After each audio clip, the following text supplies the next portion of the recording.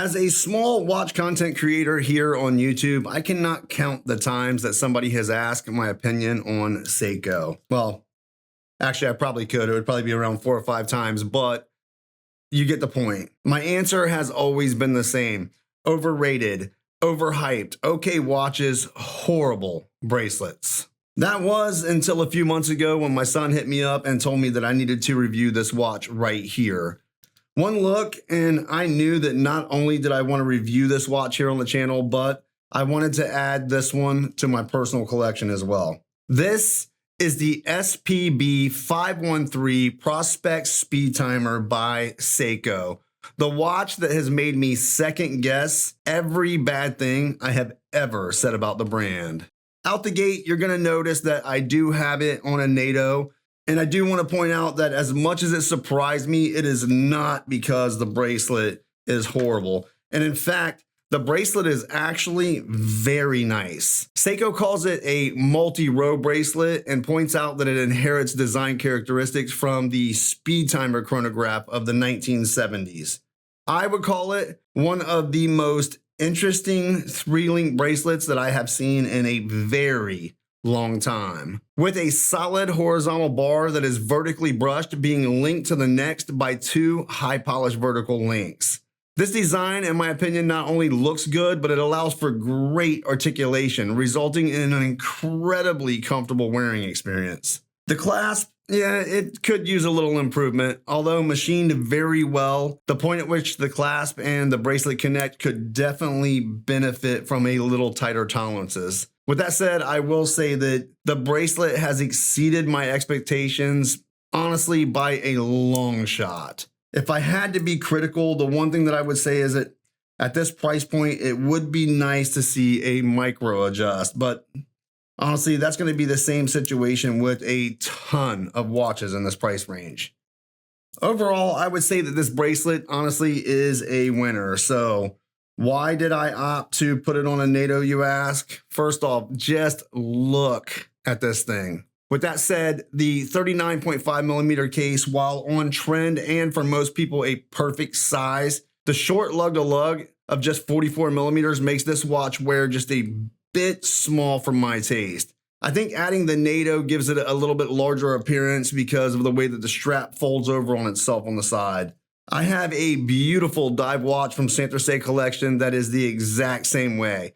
It came on a NATO and I swapped straps several times before ultimately deciding that the watch was just born to live on a NATO. So there you have it. That is probably the tip of the day. If you own a watch with a shorter lug to lug and you got a bigger wrist like myself, throw that bad boy on a NATO and thank me later. By the way, this is the perfect time to mention my Venezianico Arsenale 5,000 subscriber giveaway.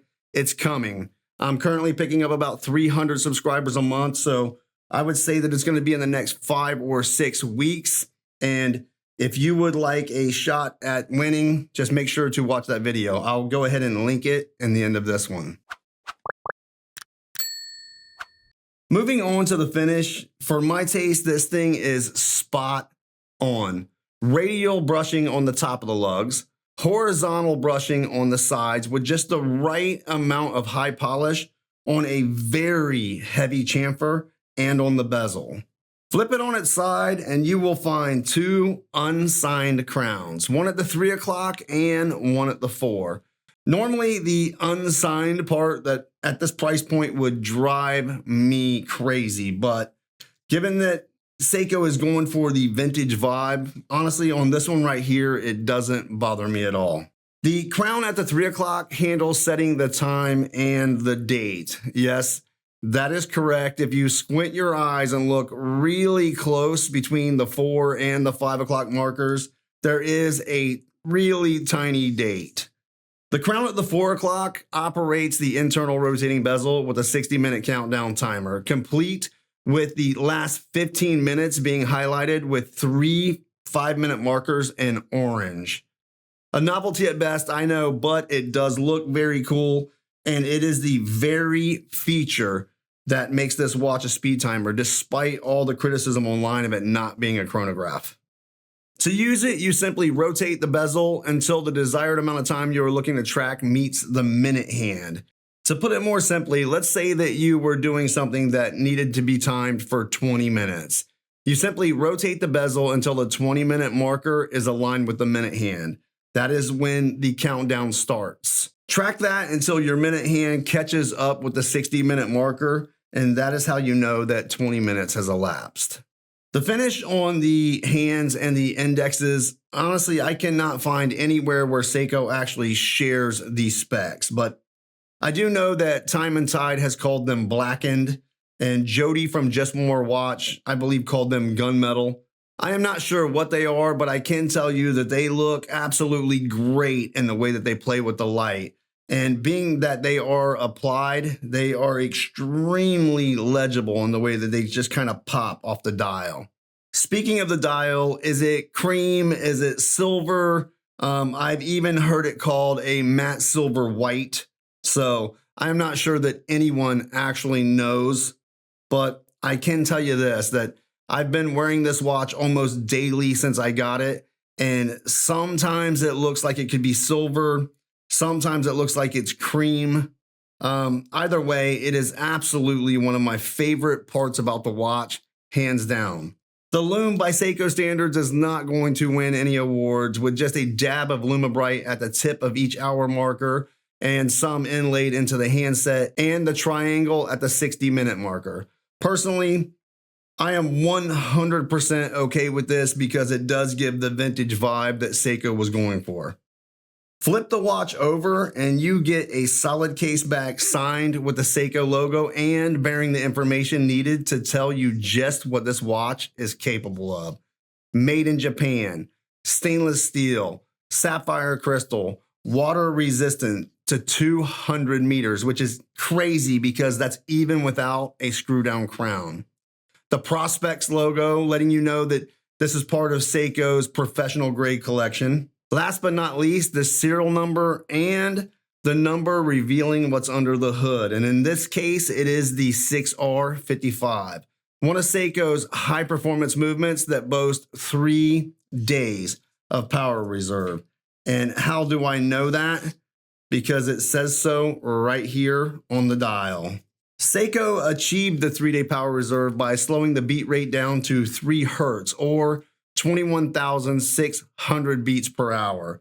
A sacrifice that most of the time I would say is not worth the trade, but honestly in this case, I'm okay with it because Seiko is not trying to pass this watch off as a master chronometer. But if you are curious if you can visually see a difference in the secondhand sweep between a 3 Hertz and a 4 Hertz, here is an example with my Santrose collection beating at 28,800 beats per hour and the Seiko beating 7,200 beats per hour less. You tell me, can you tell a major difference?